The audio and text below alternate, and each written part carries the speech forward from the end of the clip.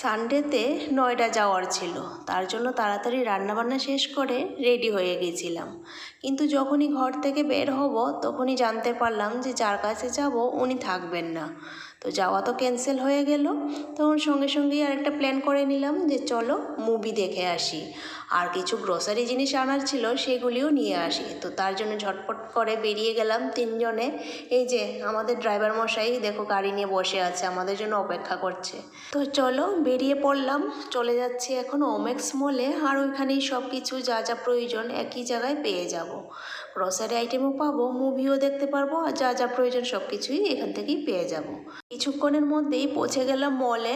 তো গাড়ি পার্কিং করে প্রথমে চলে এসেছি গ্রোসারির আইটেম নেওয়ার জন্য ডিমার্টে। আর এখানে এসে দেখি অনেক কিছুর উপরই অফার চলছে। তো অফার যেহেতু চলছে সেটার লাভ না উঠিয়ে কি পারি বলো? তো সেটার লাভ উঠাতে গিয়ে যা যা প্রয়োজন, মানে যার জন্য এসেছিলাম এখানে তা তো নিয়েছি, তাছাড়া এক্সট্রাও অনেক কিছু নিয়ে নিয়েছি সেই অফার দেখে। গত মাসে যা জিনিস নেওয়া হয়েছিল ভেবেছিলাম এই মাসে বেশি কিছু লাগবে না, কিন্তু অফারের চক্করে পড়ে এই মাসেও এক্সট্রা অনেক জিনিস নেওয়া হয়ে গেছে। যাই হোক, কেনাকাটা তো কমপ্লিট। এবার তো ভেবেছিলাম মুভি দেখতে যাব, কিন্তু এখনও সময় হয়নি। ওই 3:30টার দিকে আর কি সময়, তো অনেকটা সময় বাকি আছে। তাই চলে আসলাম গ্রাউন্ড ফ্লোরে সেলুনে হেয়ার কাট করাতে।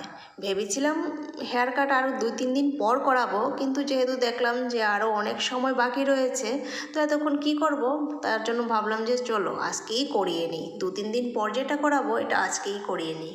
তো তার জন্যই বসে পড়লাম হেয়ার কাট করাতে। আর এসে দেখি খালিই আছে, তো ঝটপট হয়ে যাবে।